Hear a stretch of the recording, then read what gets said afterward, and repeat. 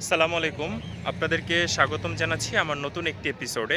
আমি এখন দাঁড়িয়ে আছি কুয়েতের এরকম একটি জায়গায়, যেখানে আপনাদেরকে পরিচয় করাবো একটা নতুন রূপে।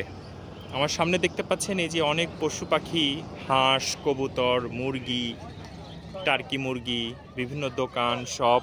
এগুলি আসলে কুয়েতের মাটিতে এক টুকরো বলা চলে পশু পাখি বা বিভিন্ন ভ্যারাইটি অ্যানিমেলের একটা একগুচ্ছ একটা মার্কেট বলা যেতে পারে। অসাধারণ, আমি নিজে দেখে অভিভূত। এই যে রাজহাঁসগুলি দেখতে পাচ্ছেন, এটা একটু ভিন্ন লুকের, যেটা সচরাচর বাংলাদেশে দেখা যায় না, একটু ডিফারেন্ট টাইপের। আজকে আমি নিজে এখানে এসে অনেক অভিভূত এবং আপনাদেরকে দেখাতে পারছি, এই জন্য আমার কাছে অনেক ভালো লাগছে।